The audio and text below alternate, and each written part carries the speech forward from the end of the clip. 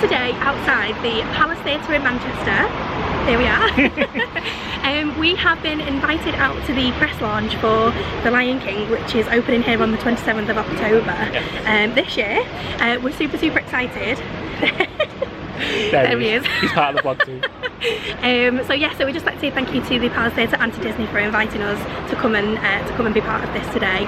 We're really excited. We can't wait to kind of just see what it's all about. No, we've seen people going in and we'll that's like, yeah, great, let's go in. But we can't wait, like hopefully they'll tell us a bit about the show. We have actually seen the show already quite a few times, haven't we? Yeah, we've seen it here in Manchester last time it toured, and we've seen it in London as well. Yeah, and also Beauty and the Beast is here at the moment as well, so another Disney theatrical production. And we saw that a few weeks ago. We're here a few weeks ago to see that. Yeah. So yeah, so we're really super excited. We're hoping we can get lots of footage. We don't know what's happening. We don't know what's going to be on offer. It's all a surprise. It is all a big surprise, and we're hoping to kind of take you guys with us and see what we can find. So yeah. Should we go? Yeah. Let's go.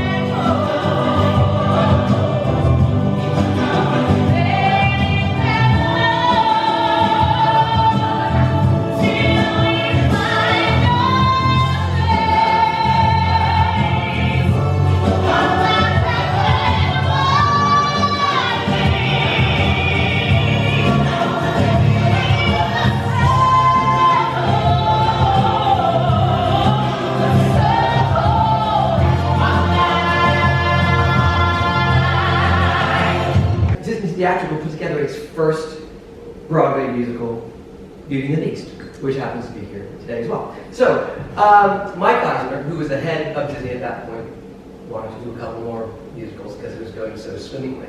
And Tom Schumacher, who is still head of Disney Theatrical, went into his office, was summoned to the big man's office in California, and Mike Eisner said, I know what we're going to do next. We're going to take this super successful film, The Lion King, and you're going to make a musical out of it. And Tom Schumacher said, you're crazy, because the African savannah. What are we going to do? Put people in fuzzy, foam outfits. I won't do it. It's going to be a theme park show. And so went out of the office, was thinking about what other show he could do, and a month and a half later, Mike Eisner called him again and said, "How's my show going?" And he said, "Oh, I thought you were serious." "Yes."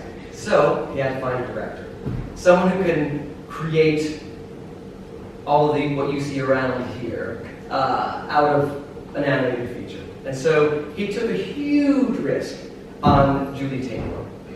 Doesn't seem like it now, does it? But she was, up to that point, did a lot of avant-garde theater. She did a couple of operas, but nothing to this scale. Nothing on Broadway, no musical experience whatsoever. But she was an amazing puppeteer. Who knew she could write a song? She wrote lyrics to one of the songs of the show. She designed some of the costumes.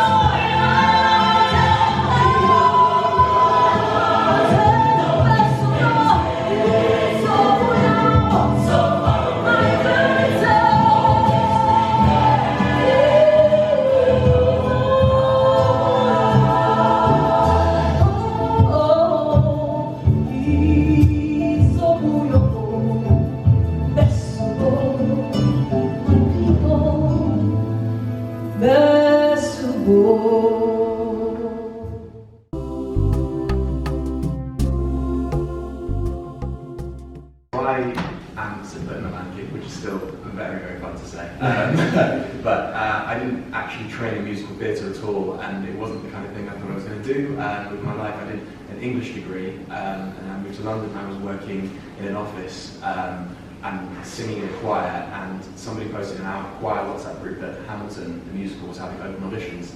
So I went to the open calls for Hamilton and got into the show kind of, after lots and lots of auditions, got into the show for that, and it kind of changed my life in that way. I went from working 9 to 5 to doing theatre on the West End in about sort of, a few weeks, which was very, very crazy. And it opens all these doors, and so I was able to get seen for the Lion King. I did not get in the first time I went to do it, but I went away, worked on my dancing, worked on my singing, and then came back and eventually booked Simba.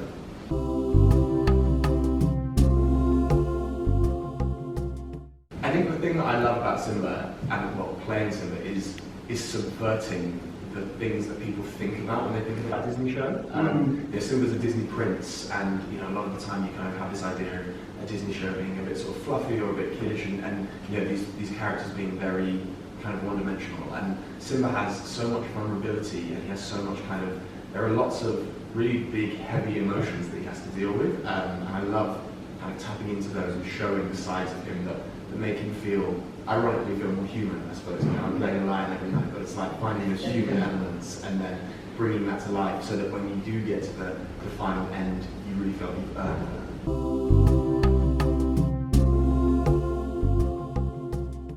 This is actually my first English country. We have done the Lion King. I've done it in Portuguese, I've done it in Mandarin, I've done it in Deutsch. She used to be a spy. And I've been very blessed. That's one thing for sure. I've been very blessed to actually travel the world doing what I love. I've always wanted to travel anyway. So, and imagine traveling and doing what you love. What I can say though about the audiences around the world is, one thing for sure, they enjoy the show. It's different. Some countries are more reserved. Some countries are more Expressive. Exactly. Yeah. Expressive, but it's just so nice that we are all not audience driven. And when we perform, our goal is to drive the story. So because if we were audience driven, the story will be different every day.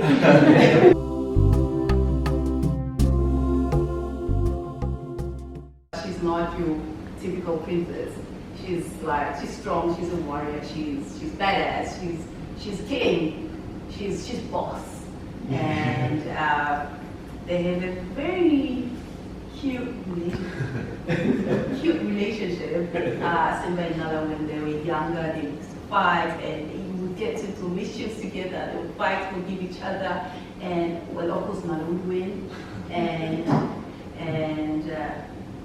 Simba went away, but when they met again, that's the relationship was even stronger because it turned into a romantic one.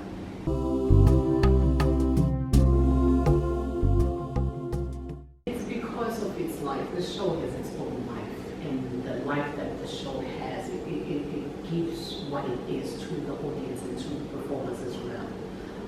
The story of this show is so perfect that it fits in every category of your life, whatever your experience may be today or what it was yesterday. The show kind of is that. So whether it may be frustration, confusion, whatever, or happiness or whatever, you find yourself as you're sitting there watching the show or standing on stage delivering the show to the audience. It just is that life that you just, I've been looking for this. It's kind of that answer that makes you go, wow, okay, so if that can happen like that, it's so easy to apply it into your real life, and as for us as performers as well, to apply it in our own lives. That's why it's so easy to take another year. If the company offers you like, hey, so fast, because it's a story that's not dying. It never dies. When your children are growing, going to some different school, you're like, that level, when you cry, you think of Shadowland, you just take everything you apply to what you're going through. So that's why this show has lasted this long, and it still has a long life to it, because every day people are born and people encounter things, and the things that they encounter, they are in the show. And they will have to come and see the show to get the answers on some of the things they will encounter, whether good or bad or fun or whatever. So this story is going to live for the longest time.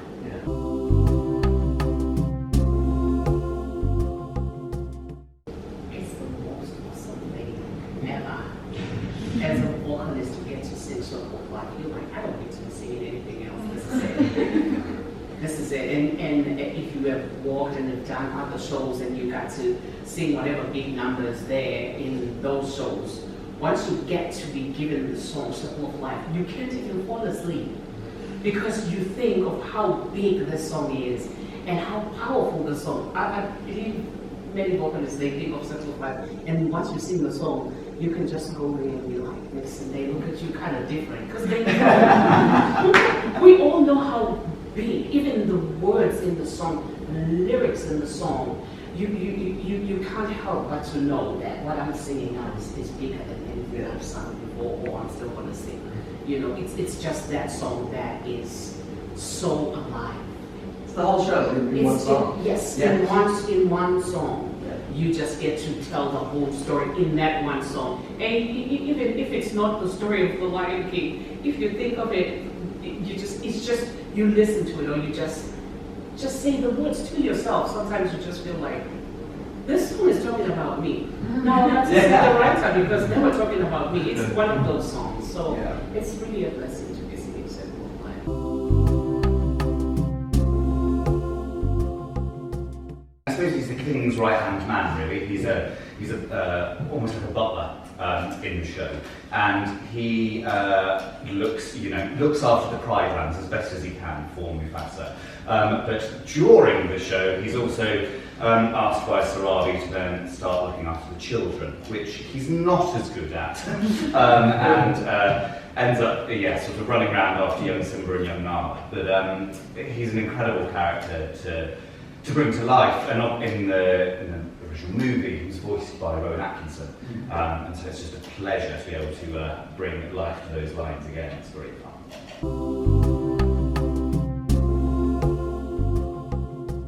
There's over 230 different puppets in the show. There's a huge amount of puppets, and they range in size and style. So we have shadow puppetry, we have huge. I like to think that the giraffes are puppets, but they're sort of extensions of costume. Just behind you all, there's the leaping gazelle there again. They're attached to our beautiful dancers, and everything is. The thought and care over all of the individual puppets is incredible. Our largest puppet is Bertha, an elephant, and she's 9 feet wide and 13 feet long, and makes her way down the aisles of the auditorium. But then straight after that, we get 2,000 pairs of eyes to just focus on a very, very tiny little mouse that's only 5 inches long. And I think that shows the power and the beauty of the puppetry in the show, that you can absolutely get everybody's attention with the tiniest of thing, and everyone believes that they are alive or they're real, or it's really, really special. Can you feel the love tonight? But we see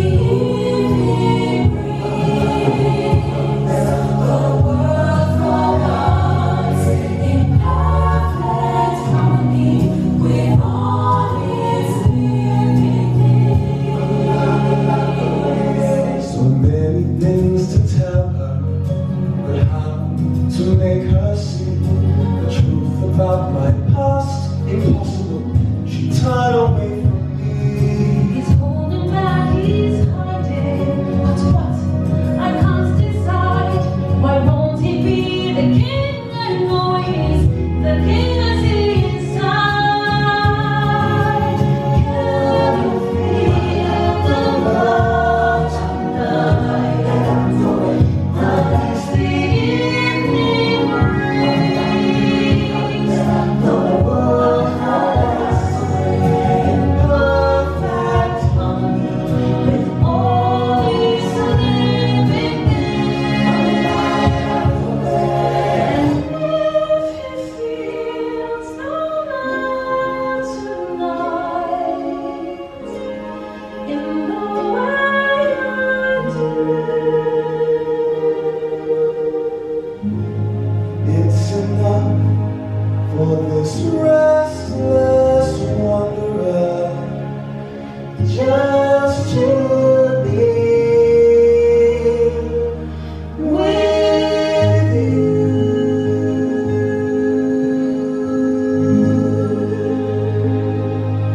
was so good. Look, Goodie and bag. it's even got Manchester on it. We've not even looked at it yet.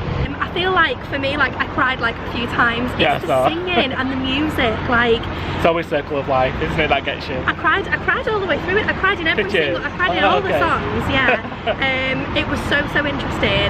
So interesting to like talk to the, like ask questions to like the director and the actors. It was a great opportunity actually to ask some questions. Really good. Like, and just hearing from like their point of view on things, and we got to see Zazu, the puppet Zazu close yeah. up. That was amazing as well. And also like how it works as well, and you don't normally see stuff like that, so No. it's really great that they allow you to see that Absolutely. level of detail behind the scenes. And for me, like getting to kind of ask the questions to the actors, and the way that you can just see how much they love that show, Yeah, like the way they talk about The Lion King and how much it means to them and to us as humans and people. Like, it's just amazing. Like, really, it was just amazing. Like, honestly, such an amazing opportunity. So thank you so much for having us. We had a lovely time. Thank you so much for watching, guys. We really hope you enjoyed that little snippet of The Lion King. We had such a great time. Thank you for watching. Drop us a comment actually in the box down below. Let us know, have you seen The Lion King? Is it on your like list of shows to see? It should be. It should be. If it's not, get it on there. So yeah, thank you so much for watching as always, guys, and we'll see you all next week. Bye. Right.